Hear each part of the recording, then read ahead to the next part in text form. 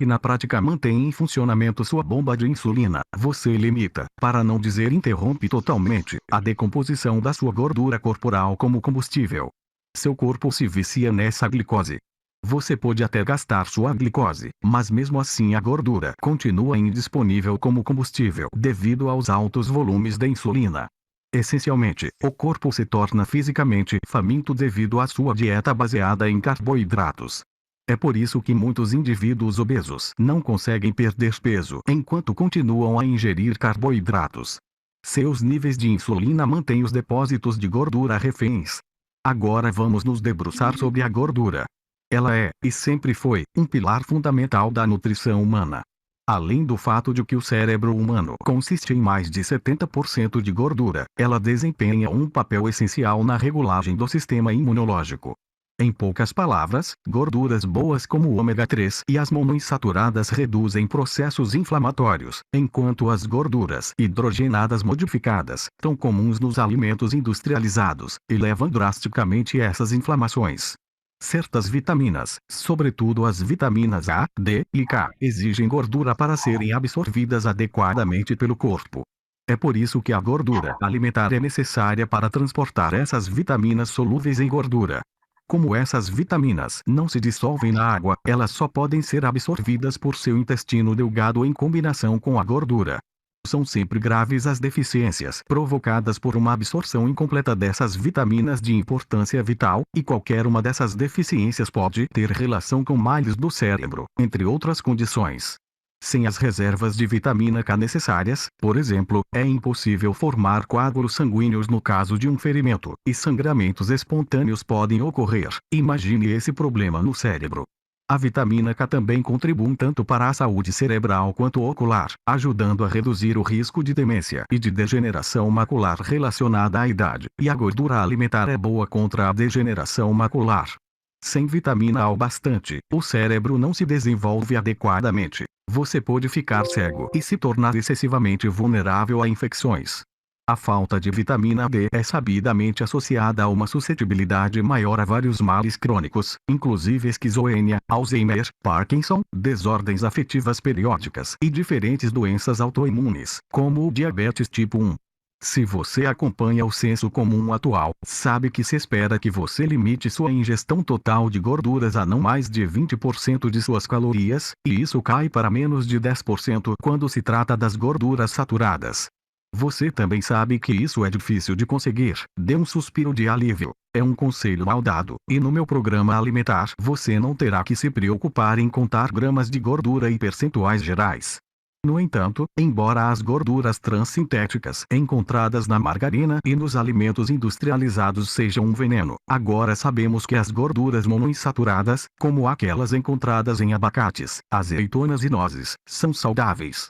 Também sabemos que os ácidos graxos poliinsaturados ômega 3 dos peixes de águas frias, por exemplo, o salmão, e algumas plantas, por exemplo, o óleo de linhaça, são considerados bons. Portanto, a gordura saturada foi vítima de uma campanha ruim. A maioria de nós nem questiona mais porque essas gorduras específicas são consideradas ruins para a saúde. Simplesmente pressupomos que a pretensa ciência é verdadeira. Ou situamos essas gorduras, erroneamente, na mesma categoria das gorduras trans. Mas nós temos necessidade de gordura saturada, e nosso corpo foi projetado muito tempo atrás para lidar com o consumo de fontes naturais dessa gordura, mesmo em grandes quantidades. Poucos entendem que a gordura saturada desempenha um papel crucial em várias equações bioquímicas que nos mantêm saudáveis. Se você foi amamentado no seio quando era bebê, gorduras saturadas eram a base de sua alimentação, já que representam 54% da gordura no leite materno. Todas as células do seu corpo têm necessidade de gorduras saturadas. Elas representam 50% da membrana celular. Elas também contribuem para a estrutura e o funcionamento de seus pulmões, seu coração, seus ossos, seu fígado e seu sistema imunológico. Nos pulmões, um tipo específico de gordura saturada, o ácido palmítico C16, cria surfactante pulmonar e reduz a tensão pulmonar, de modo que seus alvéolos, os pequenos sacos de ar que capturam o oxigênio de suas inalações e permitem que ele seja absorvido pela sua corrente sanguínea, se expandam. Sem surfactante, você não conseguiria respirar, pois a superfície úmida dos seus alvéolos pulmonares aderiria a si mesma, impedindo seus pulmões de se expandir. Uma quantidade saudável de surfactante pulmonar previne asma e outras desordens respiratórias. As células do músculo cardíaco preferem um tipo de gordura saturada para se alimentar, e os ossos precisam de gorduras saturadas para assimilar o cálcio de forma eficiente.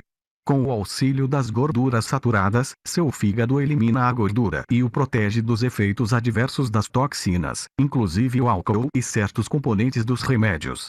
Em parte, os glóbulos brancos do seu sistema imunológico devem sua capacidade de reconhecer e destruir germes invasores, assim como a de combater tumores, as gorduras encontradas na manteiga e no óleo de coco. Até seu sistema endócrino depende dos ácidos graxos saturados para comunicar a necessidade de fabricar certos hormônios, inclusive a insulina. E eles ajudam a informar ao cérebro quando você está satisfeito e pode se levantar da mesa. Minha expectativa não é que você decore toda essa biologia. Eu a menciono como forma de enfatizar sua necessidade biológica de gordura saturada. Para uma lista completa de onde encontrar essas gorduras boas, e onde se escondem as gorduras ruins, veja a tabela da P86. Em favor do colesterol. Se já testaram seus níveis de colesterol, você provavelmente separou o HDL, lipoproteína de alta densidade, e o LDL, lipoproteína de baixa densidade, em duas categorias diferentes, uma boa e outra ruim. Já mencionei, de passagem, esses dois rótulos para o colesterol. Mas, ao contrário do que você pode pensar, não são duas categorias diferentes de colesterol. HDL e LDL refletem dois receptáculos diferentes para o colesterol e a gordura. Cada um deles desempenha um papel bem diferente no corpo. Também existem várias outras lipoproteínas, como o VLDL, muito baixa, e o IDL, intermediária. O colesterol, pouco importa o tipo, não é tão terrível quanto lhe fizeram acreditar. Alguns dos mais notáveis estudos recentes sobre o valor biológico do colesterol, e especificamente nossa saúde cerebral, nos dão uma pista de como as peças desse quebra-cabeças se encaixam e nos contam uma história coerente. Como vimos, a ciência está apenas começando a descobrir que há uma grave deficiência tanto de gordura quanto de colesterol em cérebros doentes, e que níveis totais de colesterol elevados na idade avançada estão associados a uma longevidade maior. 24. O cérebro representa apenas 2% da massa do corpo, mas contém 25% do colesterol total, onde este ajuda o funcionamento e o desenvolvimento cerebrais. 1/5 do cérebro, considerando o peso, é colesterol. O colesterol forma as membranas que envolvem as células, além de as manter permeáveis e à prova d'água, de modo que diferentes reações químicas possam ocorrer tanto dentro quanto fora da célula. Na verdade, já se determinou que a capacidade de criar novas sinapses no cérebro depende da disponibilidade de colesterol, que mantém unidas as membranas celulares, de maneira que os sinais possam passar facilmente na sinapse. Também é um componente crucial da camada de mielina que envolve o neurônio, permitindo uma transmissão rápida de informações. Um neurônio incapaz de transmitir mensagens é um neurônio inútil, e a única coisa que faz sentido é jogá-lo fora, como lixo. Esses restos são marco da doença cerebral. Essencialmente, o colesterol age como um facilitador para que o cérebro se comunique e funcione adequadamente. Além disso, o colesterol serve como um poderoso antioxidante no cérebro. Ele protege o cérebro contra os efeitos danosos dos radicais livres. O colesterol é um precursor de importantes hormônios esteroides, como o estrogênio e os androgênios, assim como a vitamina D, um antioxidante solúvel em gordura e de importância crucial. A vitamina D também serve como um poderoso anti-inflamatório e ajuda a livrar o corpo de agentes infecciosos que podem levar a doenças que põem a vida em risco.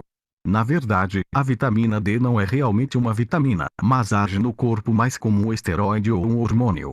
Considerando que a vitamina D é formada diretamente a partir do colesterol, não surpreende saber que os níveis de vitamina D são baixos em quem sofre de doenças neurodegenerativas variadas como Parkinson, Alzheimer e esclerose múltipla. Em geral, à medida que envelhecemos, os níveis de colesterol aumentam no corpo. Isso é bom, pois, no envelhecimento, a produção de radicais livres também aumenta. O colesterol pode oferecer certo grau de proteção contra esses radicais livres. e para além do cérebro o colesterol desempenha outros papéis vitais na saúde e na fisiologia humanas. Os sais biliares liberados pela vesícula biliar, fundamentalmente importantes para a digestão de gordura e, portanto, para a absorção de vitaminas solúveis em gordura como A, D e K, são feitos de colesterol. Assim, estar com um nível baixo de colesterol no corpo compromete a capacidade de digerir gordura. Também solapa o delicado equilíbrio dos eletrólitos em seu corpo, que o colesterol ajuda a gerir. Na verdade, o corpo tanto enxerga o colesterol como um importante colaborador que todas as células têm um jeito de obter seu próprio estoque. O que isso significa, então, no que diz respeito às recomendações alimentares? Durante anos disseram que devíamos nos concentrar em alimentos de baixo colesterol, mas na verdade alimentos ricos em colesterol, como os ovos, também são de grande ajuda e devem ser considerados alimentos para o cérebro. Durante mais de 2 milhões de anos, ingerimos alimentos ricos em colesterol. Como a esta altura você já sabe, o verdadeiro culpado, no que diz respeito à saúde e às funções cerebrais, são os alimentos de alto índice glicêmico, basicamente, ricos em carboidratos.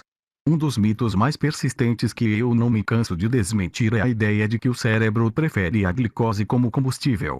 Nada poderia estar mais longe da verdade. O cérebro usa a gordura excepcionalmente bem. Ela é considerada o supercombustível do cérebro. É por isso que usamos uma dieta baseada em gordura como terapia contra todo tipo de doença neurodegenerativa. No capítulo 7 será descrito em detalhes como o cérebro busca gordura como combustível e o que isso representa para a saúde e para a montagem da dieta perfeita. Parte da razão pela qual eu me concentro em gordura, e no colesterol mais especificamente, não é simplesmente por esses ingredientes terem tudo a ver com a saúde do cérebro, mas porque vivemos numa sociedade que continua a demonizá-los como se tratasse de cianureto, e a gigantesca indústria farmacêutica se aproveita da desinformação do público e perpetua inverdades, muitas das quais podem nos destruir fisicamente. Para entender realmente aonde quero chegar, vamos analisar uma questão problemática: a epidemia de estatinas. A epidemia de estatinas e o elo com as disfunções cerebrais. A compreensão de como o colesterol é crucial para a saúde do cérebro levou-me, e a muitos outros na minha área, a crer que as estatinas, as drogas best-seller receitadas para reduzir o colesterol, podem causar ou exacerbar transtornos cerebrais e doenças. Disfunções de memória são um efeito colateral sabido das estatinas. O Dr. Duane Gravellini, ex-médico de astronautas da NASA, o que lhe valeu o apelido de Spacedoc, sempre foi um feroz opositor das estatinas. Desde que ele passou por uma perda total de memória que ele atribui às estatinas que estava tomando na época, ele reuniu evidências de seus efeitos colaterais em pacientes do mundo inteiro. Ele já escreveu 3 livros sobre o assunto, o mais famoso deles intitulado Leptor, Thief of Memory Leptor, Ladrão de Memória. 25 em fevereiro de 2012, a Food and Drug Administration divulgou uma declaração segundo a qual as estatinas podem causar efeitos colaterais cognitivos, como confusão e lapsos de memória.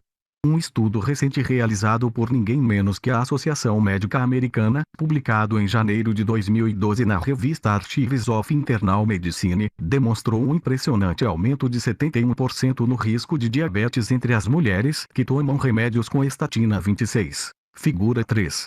Era um estudo grande, mais de 160 mil mulheres pós-menopausa. Por isso, não dá para ignorar sua importância e sua gravidade. Se reconhecermos que o diabetes tipo 2 é um poderoso fator de risco para o Alzheimer, é fácil entender a relação entre as estatinas e o declínio das funções cognitivas. Em 2009, Stephanie Seneff, pesquisadora sênior do Laboratório de Informática e Inteligência Artificial do Instituto de Tecnologia de Massachusetts, MIT, na sigla em inglês, que tem se interessado pelos efeitos dos remédios e da alimentação na saúde, publicou um convincente ensaio explicando por que as estatinas e uma dieta pobre em gordura podem causar Alzheimer. 27 No ensaio, ela descreve aquilo que já sabemos a respeito dos efeitos colaterais das estatinas e pinta um quadro impressionante de como o cérebro sói na presença delas. Ela também resume as descobertas científicas mais recentes e as contribuições de outros especialistas nessa área. Como explica a doutora Seneff, uma das principais razões pelas quais as estatinas provocam transtornos cerebrais é o fato de prejudicarem a capacidade do fígado de produzir colesterol. Em consequência, o nível de LDL no sangue cai significativamente. Como acabei de explicar, o colesterol desempenha um papel vital no cérebro, possibilitando a comunicação entre os neurônios e incentivando o crescimento de novas células cerebrais.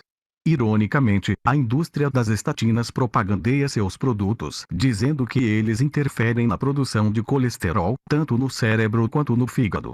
O Dr. Ion Kyung-shin, professor de biofísica na Universidade Estadual de Iowa, é uma autoridade reconhecida na área do funcionamento do colesterol como transmissor de mensagens em redes neurais. Ele colocou a questão em termos sucintos numa entrevista para um repórter do site Science Daily. 28. Quando você priva o cérebro de colesterol, está afetando diretamente a engrenagem que desencadeia a liberação de neurotransmissores. Estes afetam as funções de processamento de dados e memória. Em outras palavras, sua inteligência e sua capacidade de lembrar-se direito das coisas. Quando você tenta reduzir o colesterol tomando remédios que atacam a engrenagem de síntese de colesterol no fígado, esses remédios também vão para o cérebro. Então, eles reduzem a síntese de colesterol. Nosso estudo mostra que há uma relação direta entre o colesterol e a liberação de neurotransmissores, e conhecemos com precisão a mecânica molecular do que ocorre nas células. O colesterol altera a forma das proteínas para estimular a memória e o raciocínio.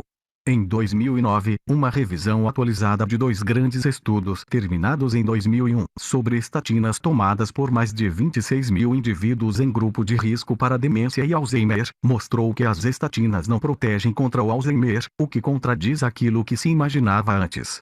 A principal autora do estudo, Bernadette McGuinness, disse ao site Science Daily: a partir desses testes, que envolveram um grande número de pessoas e são considerados padrão, tudo indica que as estatinas ministradas a indivíduos de idade avançada com risco de doenças vasculares não previnem contra a demência.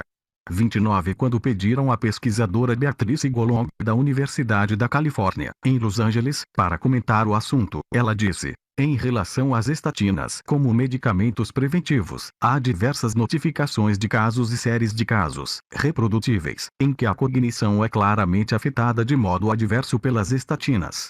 30 Golomb acrescentou que diversos estudos demonstraram que ou as estatinas afetam negativamente a cognição ou são neutras, e que nenhum teste jamais apresentou um desfecho positivo. Além do impacto direto das estatinas no colesterol, elas têm um efeito indireto no fornecimento de ácidos graxos e antioxidantes.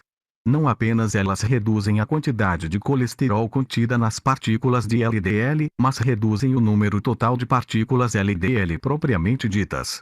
Portanto, além de diminuir o colesterol, limitam o estoque disponível para o cérebro tanto de ácidos graxos quanto de antioxidantes, que também são carregados pelas partículas LDL. O funcionamento correto do cérebro depende de todas essas 3 substâncias. 31 Outra maneira pela qual as estatinas podem contribuir para o Alzheimer, descrita de forma maravilhosa pela doutora Seneff. 32 É paralisando a capacidade das células de produzir a coenzima Q10, uma substância similar às vitaminas encontrada em todo o corpo. A coenzima desempenha um papel importante como antioxidante e na produção de energia para as células. Como ela possui o mesmo processo metabólico do colesterol, sua síntese é prejudicada pelas estatinas, e o corpo e o cérebro ficam privados dela. Alguns dos efeitos colaterais observados depois do uso de estatinas, como cansaço, fôlego curto, problemas motores e de equilíbrio, dores musculares, aquesa e atrofia, estão relacionados à perda da CoQ10 nos músculos e a uma redução da capacidade de produzir energia. No limite, quem tem reações fortes à estatina sofre danos sérios nos músculos esqueléticos. Uma deficiência de CoQ10 também tem sido relacionada à insuficiência cardíaca, à hipertensão e ao Parkinson. Considerando todos esses efeitos, fica fácil compreender por que a CoQ10 foi proposta como tratamento para o Alzheimer. Por fim, as estatinas podem ter um efeito indireto sobre a vitamina D. O corpo produz vitamina D a partir do colesterol na pele, com a exposição aos raios ultravioleta do sol. Na verdade, se você observar a fórmula química da vitamina D, terá dificuldade em distingui-la da fórmula do colesterol. Elas parecem idênticas. Quando os níveis de LDL são mantidos baixos artificialmente, escreve a doutora Seneff, o corpo não consegue repor uma quantidade adequada de colesterol para repor o estoque na pele, depois que ele foi gasto. Isso leva a uma deficiência de vitamina D, problema generalizado nos Estados Unidos. 33 A deficiência de vitamina D não acarreta apenas um risco maior de ossos acos e hemólise, no limite, de raquitismo. Está associada a muitas condições que elevam o risco de demência, entre elas o diabetes, a depressão e doenças cardiovasculares. Os benefícios das estatinas são questionáveis. Estudos importantes não conseguiram mostrar de que maneira elas protegem o corpo das doenças. Embora diversos estudos de fato mostrem os efeitos positivos que as estatinas têm na redução das taxas de mortalidade de pessoas com doenças arteriais coronarianas, novas pesquisas revelam que esses resultados têm pouco a ver com a redução do colesterol que essas drogas ensejam, e mais provavelmente com o fato de reduzirem os processos inflamatórios, um gatilho da doença. Mas isso não significa que as compensações de tomar uma estatina valham o selo de aprovação. Para alguns, o risco de efeitos colaterais negativos é simplesmente grande demais. Quem tem um risco baixo de doenças cardíacas, mas um risco elevado de outras doenças, se coloca em situação de risco caso opte por tomar estatinas. Estudos que remontam a meados da década de 1990 revelam um elo entre o uso de estatinas e um risco maior de certos tipos de câncer, para não falar de uma longa lista de efeitos colaterais, de problemas digestivos a asma, impotência, inflamação do pâncreas e danos ao fígado. 34 Um teste publicado em janeiro de 2010 no American Journal of Cardiology mostrou que a medicação com estatinas, na verdade, aumenta o risco de morte. Pesquisadores em Israel acompanharam cerca de 300 adultos diagnosticados com insuficiência cardíaca durante, em média, 3,7 anos, e em alguns casos por até 11,5 anos. Naqueles que tomaram estatinas e tinham os níveis mais baixos de lipoproteína de baixa densidade, LDL, constataram-se as taxas de mortalidade mais altas. Inversamente, quem tinha níveis de colesterol mais elevados apresentou um risco menor de morrer. 35 Como os carboidratos, e não o colesterol, causam o colesterol alto. Se você conseguir limitar a ingestão de carboidratos a uma faixa absolutamente necessária, mais detalhes no capítulo 10, e compensar a diferença com gorduras e proteínas deliciosas, você pode literalmente reprogramar seus genes, voltando à configuração de fábrica que você tinha ao nascer. É essa configuração que lhe confere a capacidade de ser uma máquina queimadora de gordura, com uma mente aguçada. É importante entender que, quando seu exame de colesterol dá um resultado alto, o número apresentado deriva, na verdade, em 75% a 80% daquilo que seu corpo fabrica, e não necessariamente daquilo que você come. O fato é que os alimentos ricos em colesterol, na verdade, reduzem a produção de colesterol do corpo. Todos nós fabricamos até 2.000 gramas diários de colesterol, porque necessitamos desesperadamente dele em quantidades várias vezes maiores que aquilo que encontramos em nossas dietas. Nossos corpos preferem que forneçamos na boca o colesterol de que precisamos, vindo daquilo que comemos, em vez de fabricá-lo internamente, que é um processo biológico de várias etapas, exigindo muito do fígado. O colesterol alimentar é tão importante que seu corpo absorve o máximo que pode para seu uso. Então o que acontece quando você restringe sua ingestão de colesterol, como tanta gente faz hoje? O corpo envia um sinal de alarme indicador de crise, fome. Seu fígado capta esse sinal e começa a produzir uma enzima chamada reductase HMG-CoA, que ajuda a compensar o déficit ao usar os carboidratos da dieta para produzir um suprimento excedente de colesterol. É exatamente essa enzima que é o alvo das estatinas. Como você provavelmente já adivinhou, é um coquetel molotov em potencial. Quando se comem carboidratos em excesso ao mesmo tempo em que se reduz a ingestão de colesterol, fomenta-se uma superprodução constante e pesada de colesterol no corpo. A única forma de impedir que esse processo interno fuja do controle é consumir diariamente uma quantidade adequada de colesterol alimentar e reduzir drasticamente os carboidratos. Isso explica por que meus pacientes com colesterol alto que adotam minha dieta conseguem fazer seus níveis voltarem ao normal sem tomar remédios, ao mesmo tempo em que desultam de alimentos repletos de colesterol.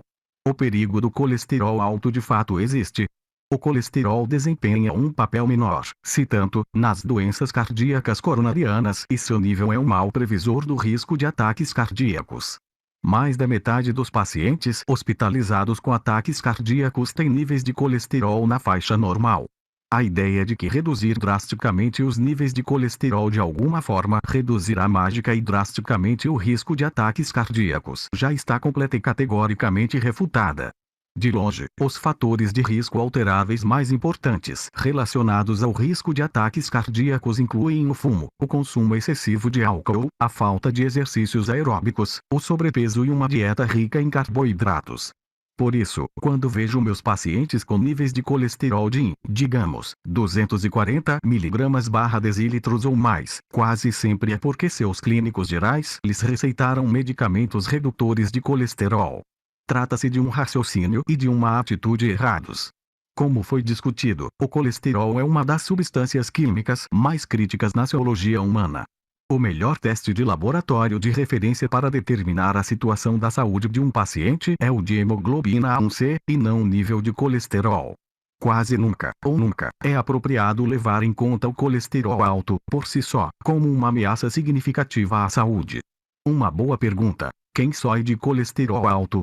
30 anos atrás, a resposta era: qualquer pessoa cujo nível de colesterol fosse superior a 240 pontos e tivesse outros fatores de risco, como sobrepeso e fumo. Essa definição mudou depois da Conferência de Consenso do Colesterol, em 1984. Desde então, passou a ser qualquer pessoa cujo nível de colesterol estivesse acima de 200, independentemente de outros fatores de risco. Hoje o limite caiu para 180. E se você teve um ataque cardíaco, está em uma categoria totalmente diferente, não importa quão baixo seja o nível do seu colesterol. Provavelmente lhe será receitado um medicamento redutor de colesterol e lhe será recomendada uma dieta pobre em gorduras. Educação sexual. Está tudo na sua cabeça. Ok, então o colesterol é bom. Mas não é apenas por causa de sua saúde física e cerebral e de sua longevidade futura. Também tem a ver com uma parte importante de seu estilo de vida, que costuma ser varrida para debaixo do tapete nos livros médicos sérios. Estou falando de sua vida sexual. Até que ponto ela anda apimentada? Embora eu seja neurologista, cuido de um número razoável de pessoas que sofrem de disfunções sexuais e estão impotentes ou evitando completamente o sexo, ou ingerem cartelas inteiras de pílulas em busca de ajuda. Você já conhece essas pílulas, aquelas que são anunciadas como doces e prometem transformar sua vida sexual. Meus pacientes com problemas de saúde sexual não se consultam comigo, obviamente, por causa dessa questão específica, mas citam esse problema quando lhes pergunto que aspectos de suas vidas, além do neurológico, não correm bem. Uma história curta. Um engenheiro aposentado de 75 anos veio a meu consultório com uma série de queixas, inclusive insônia e depressão. Fazia 40 anos que ele tomava comprimidos para dormir, e nos 2 ou 3 meses que antecederam a consulta sua situação piorou. Da primeira vez que o vi, ele estava tomando, na verdade, poucos remédios. Um antidepressivo, um medicamento contra a ansiedade, e Viagra contra a disfunção erétil. Primeiro, pedi um exame para sensibilidade ao glúten e, para surpresa dele, o resultado geral foi positivo. Ele aceitou adotar uma dieta sem glúten e rica em gorduras, e cerca de um mês depois voltamos a nos falar por telefone. Foi quando ele me deu uma notícia sensacional. Sua depressão tinha melhorado e ele não estava mais precisando de Viagra para fazer sexo com a esposa. Ele estava imensamente grato. A maioria das pessoas concorda que o sexo tem tudo a ver com o que está acontecendo com o cérebro. É um ato profundamente ligado a emoções, impulsos e pensamentos. Mas também está inexoravelmente conectado aos hormônios e à química do sangue. Indubitavelmente, se você sofre de depressão e não está dormindo bem, como o meu paciente engenheiro, o sexo é a última das suas preocupações. Mas uma das causas mais comuns da impotência, na verdade, não é nenhum desses dois problemas. É aquilo sobre o que venho falando na maior parte deste capítulo: níveis de colesterol abissalmente reduzidos.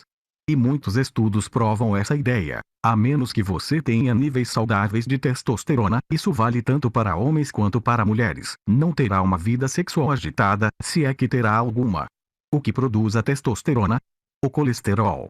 E o que milhões de americanos estão fazendo hoje? Reduzindo seus níveis de colesterol por meio de dieta ou de estatinas. Ao mesmo tempo, estão reduzindo a própria libido e o próprio desempenho. Alguém fica surpreso com a atual epidemia de disfunção erétil e a demanda por drogas contra ela, sem falar, talvez ironicamente, na terapia de substituição de testosterona? Diversos estudos confirmaram essas ligações. 36 A queda na libido é uma das queixas mais comuns de quem toma estatinas. Testes de laboratório constataram repetidas vezes testosterona baixa em consumidores de estatinas. 37 Aqueles que as tomam têm 2 vezes mais chance de possuir níveis baixos de colesterol. Por sorte, essa condição é reversível, parando com as estatinas e aumentando a ingestão de colesterol. Existem, na verdade, 2 formas pelas quais as estatinas reduzem a testosterona. A primeira é pela redução direta dos níveis de colesterol. A segunda é pela interferência com as enzimas que criam testosterona ativa.